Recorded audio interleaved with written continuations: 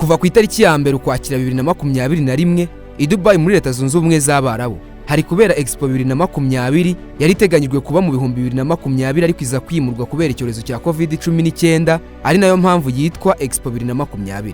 Ni izina ikigo cyitegura cya Bureau International des Expositions cyanze guhindura bitewe n'amasezerano yari yaramaze gukorwa mbere y'icyorezo ku buryo kuyasubiramo yose byari bugira ingaruka zitoroshye.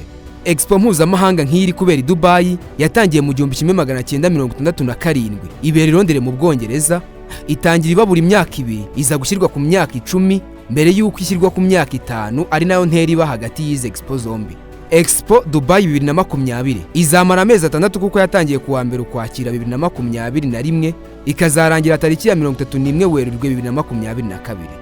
Abantu miliyoni 25 bategerejwe i Dubai mu kuyitabira mu gihe yatangiye gutegurwa kuva muri 2013 ubwo uyu mujyi wahigikaga indi mu kuyakira irimo na Istanbul muri Turkiya. Miliyari 18 z'amadolari ya Amerika zakoreshejwe mu kuyitegura mu gihe miliyari 40 z'amadolari ya Amerika arizo zitezwe ko zizayiturukamo. Ibihugu 192 byarayitabiriye aho buri kimwe cyemerewe gukodesha paviyo zateguwe cyangwa se kikiyubakira yacyo ifite umwihariko w'igihugu.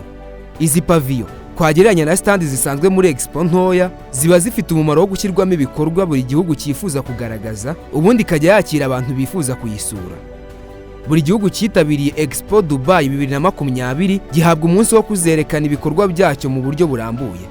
Umunsi w'u Rwanda, Rwanda National Day, wabaye kuri uyu wa mbere Gashyantare 2022 uhurana n'umunsi rwizihizaho intwari z'u Rwanda. Kuri uyu munsi, Minisitiri w'Intebe w'u Rwanda Dr. Edouard Ngirente kimwe n'abandi bayobozi barimo Minisitiri w'Ikoranabuhanga na Innovation bitabiriye Expo 2020.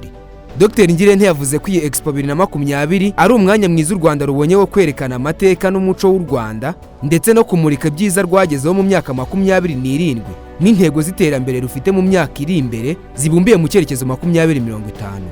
Kugeza ubu abantu barenga 300 bamaze gusura paviyo y'u Rwanda mu gihe udukombe tw'ikawa turenga 70,000 tumaze gucuruzwa na Kivunwari iri kuyicuruza kuri paviyo y'u Rwanda. And the national anthems of the United Arab Emirates and the Republic of Rwanda.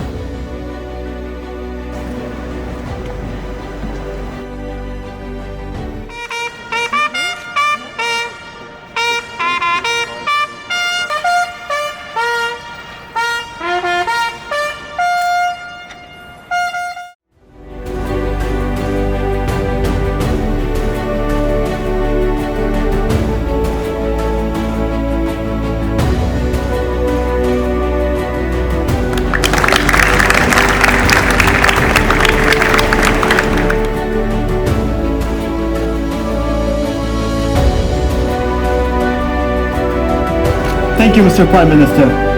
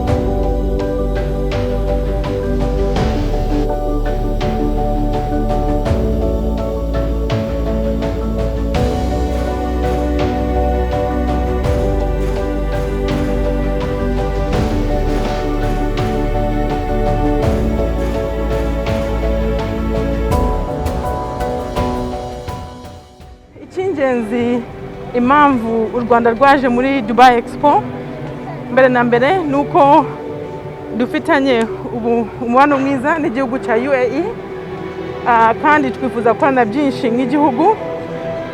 Twaje hano kugira ngo tumenyekanishe igihugu cyacu, ubucuruzi, ubukerarugendo n'ishoramari.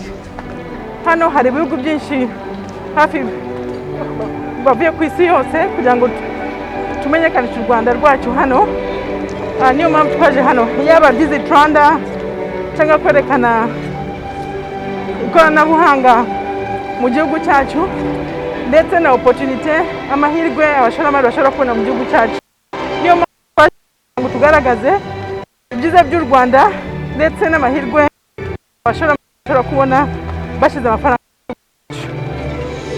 Icyo tubona ni uko icya mbere twebwe nk'u Rwanda twaje kumurika ibyiza by'u Rwanda, kubwira aba investors ko gukora business mu Rwanda ari ibintu byiza bishoboka.